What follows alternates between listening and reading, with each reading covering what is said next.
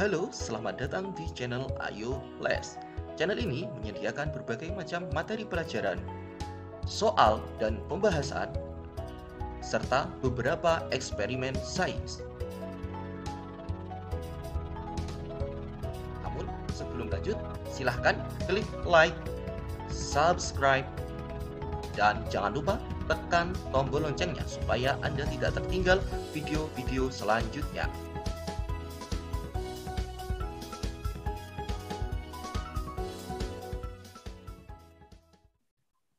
Halo semuanya, Assalamualaikum warahmatullahi wabarakatuh. Salam sejahtera untuk kita semua. Semoga kita selalu dalam keadaan sehat dan dalam lindungan Tuhan Yang Maha Esa di tengah pandemi COVID-19.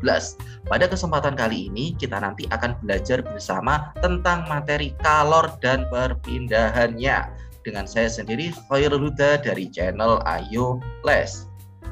Baiklah adik-adik, sebelum kita masuk ke dalam materi, mari perhatikan apakah ini, dan dari gambar ini kita bisa melihat bahwasanya gambar ini mereka memakai jaket binatang ya adik-adik, jaket bulu binatang yang sangat tebal. Kira-kira siapakah mereka? Ya benar, mereka adalah suku Eskimo. Lalu siapa sih suku Eskimo itu? Suku Eskimo adalah suatu suku yang hidup di belahan bumi bagian utara atau di sini sering dikenal dengan kutub utara. Suku Eskimo dapat bertahan di suhu minus 45 derajat Fahrenheit. Sangat dingin ya adik-adik. Mereka hidup dengan menggunakan jaket dari kulit beruang kutub, anjing laut, dan rusa kutub. Mereka mempertahankan suhu tubuhnya dengan cara memakai kulit beruang kutub, anjing laut, dan rusa kutub. Adik-adik, masih ingatkah kalian pada materi sebelumnya tentang konversi suhu? Ya, kemarin kita telah mempelajari tentang konversi suhu. Supaya adik-adik tidak melupakan ilmunya, mari kita coba konversikan ya, minus 45 derajat Fahrenheit ini ketika diselsiuskan itu menjadi berapa? Baiklah adik-adik, ketika kita ingin merubah minus 45 derajat Fahrenheit ke Celsius, itu rumusnya seperti ini.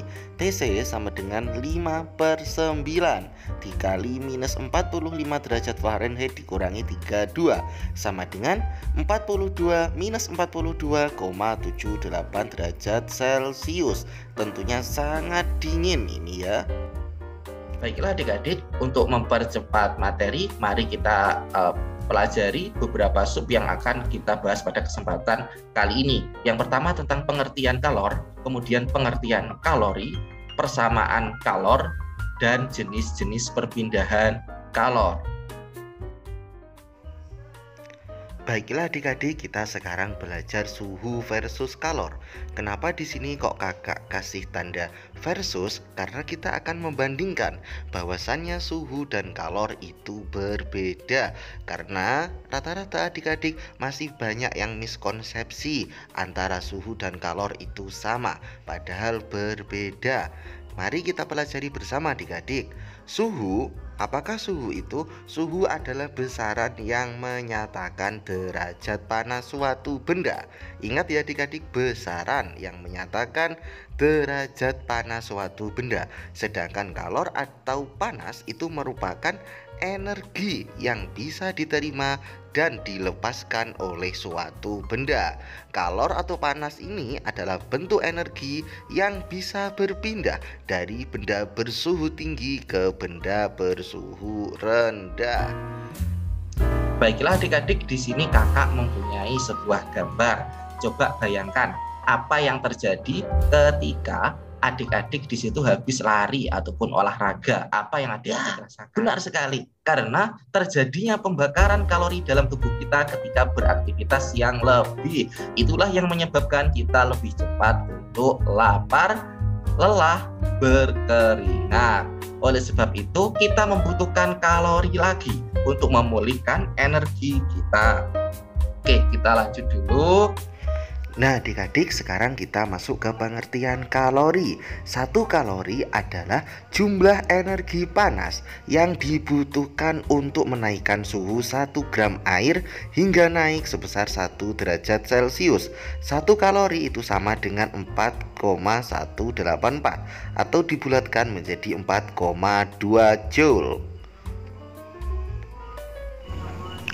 Baiklah adik-adik, ini adalah kebutuhan energi harian untuk wanita dan pria. Untuk wanita itu membutuhkan rata-rata 1.600 sampai 2.400 kilokalori, sedangkan untuk pria 2.000 sampai 3.000 kilokalori. Baiklah adik-adik, sekarang bagaimana cara membaca kalori dalam makanan? Nah, di sini kakak sediakan gambar dari salah satu kemasan gula rendah kalori, biasa dipakai untuk bapak ibu yang mana memiliki kadar gula tinggi ataupun diabetes. Nah, di sini bisa dilihat adik-adik ya, gulanya itu sangat rendah. Energi total ataupun kalorinya itu adalah 5 kilokalori, 5 kcal. Tentunya ini sangat rendah untuk per sasetnya. Padahal tadi kita sudah membaca ya adik-adik, kebutuhan manusia untuk pria itu adalah 2.000 sampai 3.000 kilokalori per hari. Sedangkan untuk yang nutrisi di gula rendah kalori itu hanya 5 kcal. Tentunya sangat rendah bila dibanding dengan. Baiklah adik-adik, sekarang kita akan membahas tentang kalor. Inti dari materi kali ini, kalor itu dibagi menjadi dua. Yang pertama kalor jenis dan yang kedua kalor laten. Baiklah, kita akan membahas tentang kalor laten. Apakah kalor laten itu? Kalor laten yaitu banyaknya kalor yang dilepas atau diserap pada saat perubahan wujud benda dan tidak ada perubahan suhu. Kalor laten itu dibagi menjadi dua. Yang pertama kalor laten lebur dan yang kedua kalor laten didih. Kalor laten lebur itu rumusnya L sama dengan Q per M. Q jumlah energi kalor, kemudian dibagi M.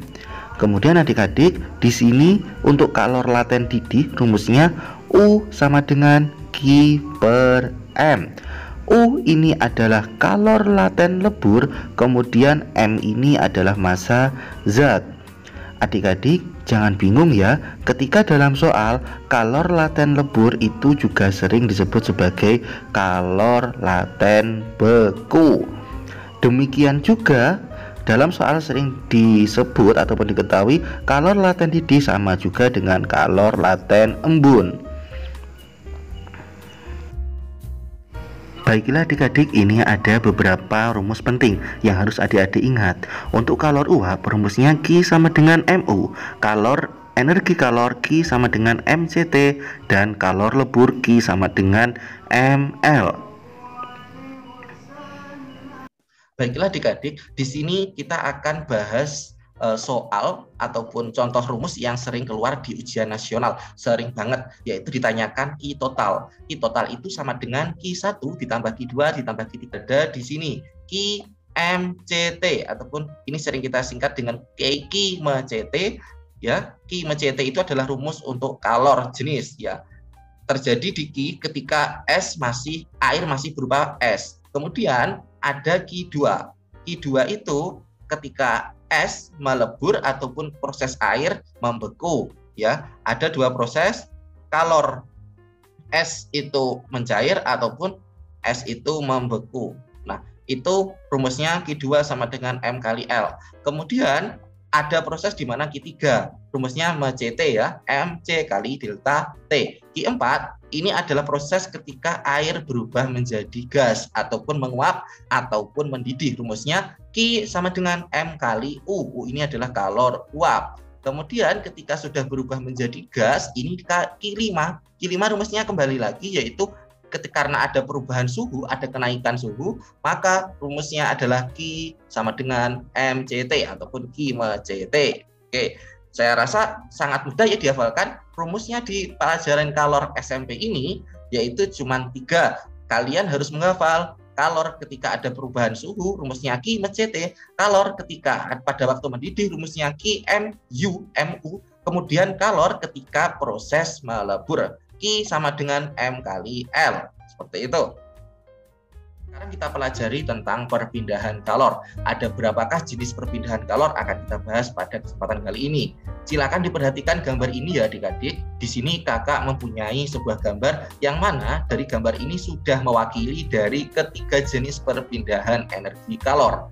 Yang pertama, konduksi. Apakah konduksi itu? Konduksi adalah perpindahan kalor melalui zat perantara tanpa disertai perpindahan partikel-partikel zat yang dilaluinya.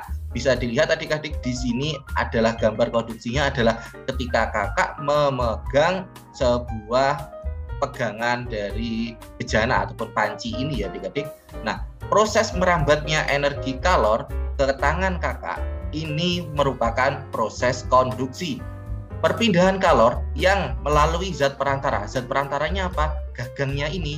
Kemudian tanpa disertai perpindahan partikel-partikel zat yang dilaluinya. Jadi tanpa ada perpindahan air yang muncrat ke tangan kakak ataupun air yang mana ikut mengalir ke tangan kakak. Itu disebut sebagai proses perpindahan kalor berdasarkan konduksi. Kemudian ada konveksi. Apakah konveksi itu? Konveksi adalah proses perpindahan kalor melalui zat perantara dengan disertai perpindahan partikel. Partikel ini ya ditekankan adik-adik.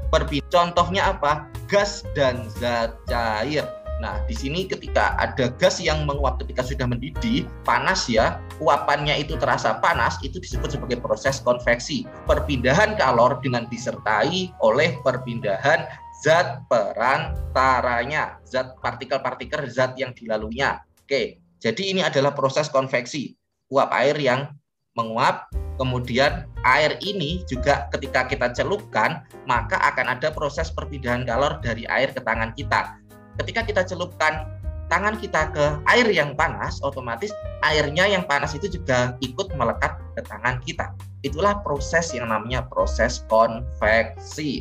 Kemudian yang terakhir adalah proses radiasi. Bisa dilihat adik-adik, proses radiasi adalah perpindahan kalor tanpa melalui zat perantara. Oke ya, ini yang paling simpel, tanpa melalui zat perantara. Contohnya adalah pancaran sinar matahari ataupun pancaran dari bara api ini ke tangan kita. Sebuah proses perpindahan kalor tanpa melalui zat perantara. Itu disebut sebagai proses radiasi. Seperti gambar ini ya adik-adik. Nah, api ataupun panas api, panas dari api unggun ini ataupun dari tungku ini yang ke tangan kita terpapar secara radiasi. Contohnya lagi yang lain adalah sinar matahari. Proses panasnya sinar matahari sampai ke bumi ataupun sampai ke kulit kita itu juga merupakan proses dari radiasi. Oke.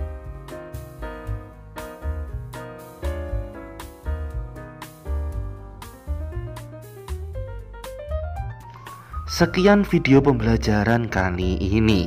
Atas kesetiaan dalam mengikuti Ayoles, saya ucapkan terima kasih yang sebesar-besarnya.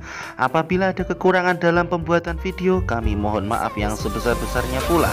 Sekian dari kami akhiri. Wassalamualaikum warahmatullahi wabarakatuh.